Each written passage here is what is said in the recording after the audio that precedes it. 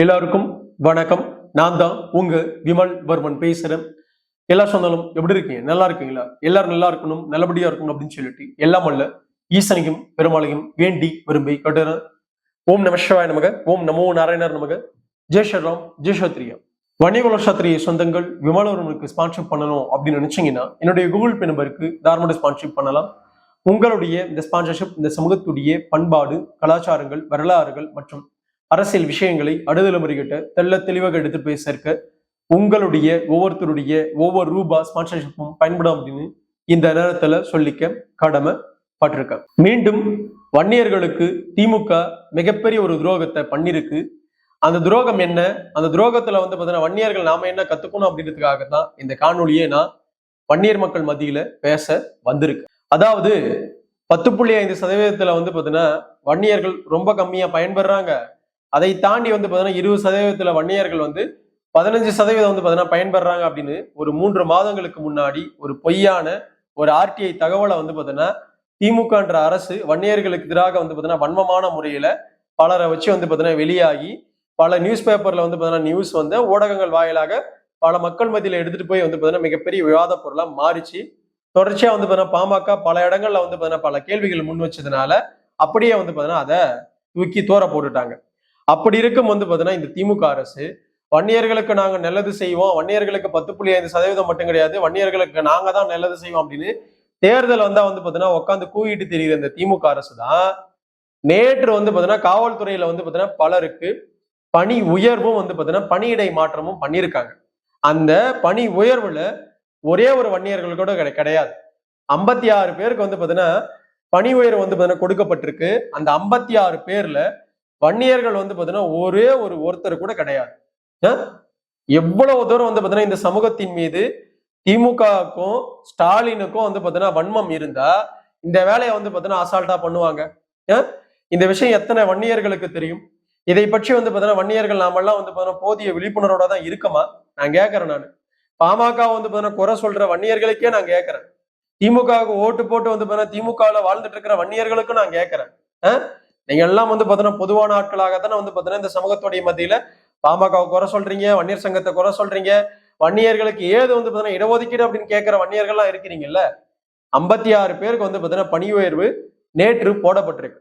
காவல்துறையில மிகப்பெரிய அதிகாரிகளாக பலர் பாத்தீங்கன்னா போடப்பட்டிருக்காங்க. வரவேற்கிறோம், நீங்க செய்யுங்க, செய்ய வேணாம்லாம் சொல்லல. ஆனா வன்னியர்கள் பாத்தீங்கன்னா 10% மேல 15% பாத்தீங்கன்னா பயன்படுறாங்க அப்படின்னு ஒரு ஆர்டிஐ தகவலை பாத்தீங்கன்னா வெளியிட்டுச்சே இந்த திமுக அரசு. அந்த 15% இதுதானா? 56 பேர்ல பாத்தீங்கன்னா வன்னியர்களுக்கு 10.5% கூட பாத்தீங்கன்னா எத்தனை பேர் பாத்தீங்கன்னா இங்க பணி உயர்வு பெற்றிருக்கணும்? இவங்க சொல்லியிருக்கிற ஆர்டிஐ டேட்டா படி 15% பாத்தீங்கன்னா வன்னியர்கள் பயன்படுறாங்க அப்படின்னு சொல்லியிருந்தா இந்த 15% பாத்தீங்கன்னா இந்த 56 பேர்ல எத்தனை பேர் வந்திருப்பாங்க? நான் கேட்கறேன். ஒருத்தர் கூட பாத்தீங்கன்னா அதுல வரலையா? இல்ல திமுகவுக்கு பாத்தீங்கன்னா கண்ணு தெரியலையா? இல்ல வன்னியர்களை ஒருபோதும் பாத்தீங்கன்னா மிகப்பெரிய பதவிகளுக்கோ பொறுப்புகளுக்கோ பாத்தீங்கன்னா கொடுக்காம பாத்தீங்கன்னா எப்படியாவது நம்ம காலம் தாழ்த்திக்கிட்டு எப்படியாவது ஏமாத்திக்கிட்டு தெரிஞ்சா கூட தேர்தல் நேரத்துல பாத்தீங்கன்னா வன்னியர்களுக்கு ஏதாவது பாத்தீங்கன்னா தூக்கி கிள்ளி போட்டு பாத்தீங்கன்னா வன்னியருடைய வாக்குகளை மட்டும் நம்ம அள்ளிக்கலாம் அப்படின்ற எண்ணத்தோட இவர்கள் இருக்கிறாங்க. அப்படின்னா இவர்களுக்கு இவ்வளவு தூரம் வன்மம் இருக்கு அப்படின்னா திருந்த வேண்டியது யாரு? நாம தான். வன்னியர்களாகி நாம தான் திருந்தணும். திருந்துறமா நாம அப்படின்னு கேள்வி கேட்டா யாரும் திருந்தின பாடு கிடையாது, திருந்துற எண்ணமும் கிடையாது. எவ்வளவு நேக்காக வருஷம் பாத்தீங்கன்னா எவனுக்கோ பாத்தீங்கன்னா பணி உயர்வு எல்லாம் கொடுக்குறீங்க. ஏன் ஒரு வன்னியருக்கு பணி உயர்வு கொடுக்க மாட்டீங்களா? ஒரு வன்னியர் பாத்தீங்கன்னா மிகப்பெரிய பாத்தீங்கன்னா காவல்துறை பொறுப்புல வரக்கூடாதா? ஏன் இந்த சமூகம் பாத்தீங்கன்னா பெரும்பான்மை சமூகம் கடைசி வரைக்குமே பாத்தீங்கன்னா ஓட்டு போற சமூகமா மட்டும்தான் பாத்தீங்கன்னா இருக்கணுமா? நான் கேட்கறேன். நானு பாமக இதை பல இடங்கள்ல சொல்லியிருக்கு. அதே போல பாத்தீங்கன்னா தாவாக வேல்முருகன் அவர்களும் பல இடங்கள்ல இதை பற்றி பேசியிருக்கிறார். இப்படி தொடர்ச்சியா பாத்தீங்கன்னா வன்னியர்களை வஞ்சனை செய்யற திமுக வன்னியர்களை ஆதரிக்கலாமா? ஆதரவுக்கார நீட்டத்தை பாத்தீங்கன்னா நாம நம்ம சமூகத்துக்கு செய்யற மிகப்பெரிய துரோகமா தெரியாதா? நான் கேட்கிறேன்.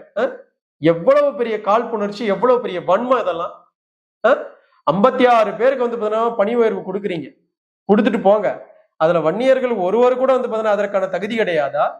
வன்னியர்கள் ஒருபோதும் பாத்தீங்கன்னா தகுதி இல்லாம இருக்காங்களா? இல்ல அவர்களுக்கு குடிக்கவே கூடாதுன்ற எண்ணத்தோட பாத்தீங்கன்னா திமுகவில் இருக்கிற ஒட்டுமொத்த பாத்தீங்கன்னா ஆட்களும் இருக்காங்களா? இவர்கள் தான் வன்னியர்களுக்கு 10.5% கொடுப்பாங்களா? வன்னியர்கள் 2026 திமுக வந்து பாத்தீங்கன்னா ஓட ஓட விரட்டணும். வன்னியர்கள் நினைச்சா இது சாத்தியம், புரியுதுங்களா? ஆனா வன்னியர்கள் நினைக்கணும், வன்னியர்களுக்கு சூடு சொரணை வரணும், வன்னியர்களுக்கு மானரோஷம் இருக்கணும். அதெல்லாம் இருந்தா திராவிட கட்சியில குறிப்பா வந்து பாத்தீங்கன்னா திமுகவை எந்த ஒரு வன்னியர்களும் வந்து பாத்தீங்கன்னா ஆதரவுக்காரன் நீட்ட மாட்டாங்க, புரியுதுங்களா? வன்னியர்கள் இதுக்கு மேலே வந்து பாத்தீங்கன்னா புரிஞ்சுக்கலாம், நம்ம ஒண்ணுமே பண்ண முடியாது, புரியுதுங்களா? எத்தனையோ பேருக்கு வந்து பாத்தீங்கன்னா பணி உயர்வு கொடுக்கப்பட்டாலும் வன்னியர்களுக்கு வந்து பாத்தீங்கன்னா பணி உயர்வு கிடையாது, புரியுதுங்களா? அதற்கு தகுதியான பல காவல்துறை அதிகாரிகள் இருக்கிறாங்க. மாவட்ட எஸ்பிகளா வந்து பாத்தீங்கன்னா சிலர்லாம் இருக்கிறாங்க. எஸ்பியாவே இருந்துட்டு வந்து பாத்தீங்கன்னா காலம் வரைக்கும் அப்படியே இருந்துட்டு போயிடணுமா? நான் கேட்கறேன். நான் வன்னியர்கள்லாம் வந்து பாத்தீங்கன்னா மிகப்பெரிய வந்து பாத்தீங்கன்னா காவல்துறை பொறுப்புக்கு வரக்கூடாதா? வன்னியர்கள் சிந்திக்கணும்.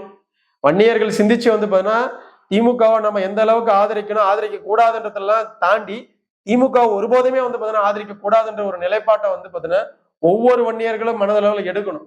இது எடுத்தா மட்டும்தான் வந்து பாத்தீங்கன்னா இதற்கான எல்லா விஷயமும் வந்து பாத்தீங்கன்னா மீண்டும் வன்னியர்களுக்கான எல்லா நன்மையும் நடக்கும். இல்ல அப்படின்னா வன்னியர்கள் தொடர்ச்சியாக வந்து பாத்தீங்கன்னா வஞ்சனை செய்யப்படுவார்கள் அப்படின்றத நான் நேரடியா வந்து பாத்தீங்கன்னா ஒட்டுமொத்த வன்னியர்களுக்கும் சொல்லிக்க விரும்புறேன். முடிஞ்ச அளவுக்கு வந்து பாத்தீங்கன்னா விழிப்புணர்வோட இருங்க அப்படின்னும் அன்போட வந்து பாத்தீங்கன்னா விமல்வர்மன் சொல்லிக்க விரும்புறேன். நன்றி, வணக்கம், வாழ்க வளர்க வன்னிய பெருங்குளம், வாழ்க வளர்க வன்னியகுல சத்திரிய சமூகத்தின் பண்பாடும் கலாச்சாரமும் வரலாறும் மற்றும் வன்னியகுல சத்திரிய சமூகத்துடைய சத்திரிய தர்மமும் வேலுங்கொண்டு அடுத்தொரு நல்ல காணொலியில சந்திக்கிறேன்.